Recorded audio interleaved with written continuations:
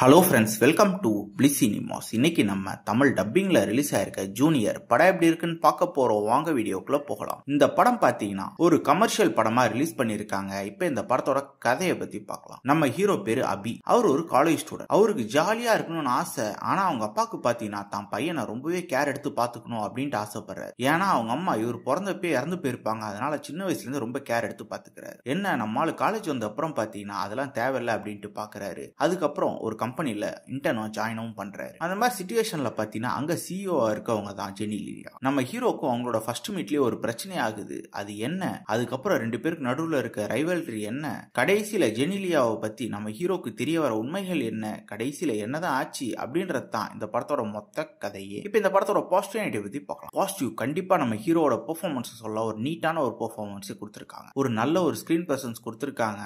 Action, romance எல்லாத்துலயுமே மிரட்டி விட்டு இருக்காங்க. நம்ம ஹீரோட அப்பா நடிச்சிருக்க ஒரு சூப்பரான பெர்ஃபார்மன்ஸே கொடுத்திருக்காரு. குறிப்பா எமோஷனல் சீன்ஸ் எல்லாம் தரமா பண்ணிருக்காங்க. ஸ்ரீலீலாவும் ஒரு தரமான பெர்ஃபார்மன்ஸே கொடுத்திருக்காங்க. இந்த படத்துல டான்ஸ் பிச்சு உதறி இருக்காங்கன்னே சொல்லலாம். அதே மாதிரிதான் ஜெனிலியாவும் ஒரு நீட்டான பெர்ஃபார்மன்ஸே கொடுத்திருக்காங்க. படத்துல ஒரு மியூசிக்ஸும் நல்லாவே இருக்கு. சினிமோட்டோகிராஃபி, சவுண்ட் எஃபெக்ட்ஸ் எல்லாமே நல்லாவே பண்ணி கொடுத்திருக்காங்க. இந்த படத்தோட நெகட்டிவ் பத்தி பாத்தீங்கன்னா பிரெடிக்டபிள் ஃபேக்டர் தான். படம் ஃபுல்லாவே பிரெடிக்டபிளா இருக்கு. ஏன்னா ஒரு யூசுவலான ஸ்டோரி பிளாட் தான் இது. அதுல நம்ம பல படங்கள்ல பார்த்து பழக்கப்பட்ட அதே சீன்ஸா தான் எடுத்து வச்சிருக்காங்க. புதுசா எதுவுமே கிடையாது. அதே மாதிரி பாத்தீங்கன்னா ஜெனிலியா கேரக்டர் இன்னும் கொஞ்சம் டெப்தா எழுதினா நல்லாவே இருந்திருக்கும். நம்ம ஹீரோயினையும் பாத்தீங்கன்னா ஃபர்ஸ்ட் ஹாஃப்ல மட்டும் தான் காட்டுறாங்க. செகண்ட் ஹாஃப்ல பெருசா வரவே இல்லை. ஸ்கிரீன் பிளே தான் பயங்கர கோட்டை விட்டுருக்காங்கன்னு சொல்லலாம். ஏன்னா நான் ஆல்ரெடி சொன்ன மாதிரி பல படத்துல பார்த்து பழக்கப்பட்ட அதே சீன்ஸா தான் வருது. அதனால சுவாரஸ்யமான மூமெண்ட் எதுவுமே கிடையாது. ஓவராலா பாத்தீங்கன்னா கண்டிப்பா அந்த படம் ஒரு ஒன் டைம் வாட்சபிள் படம் தான். வேணும்னா ட்ரை பண்ணி பாருங்க. இன்னொரு வீடியோல சந்திக்கலாம்.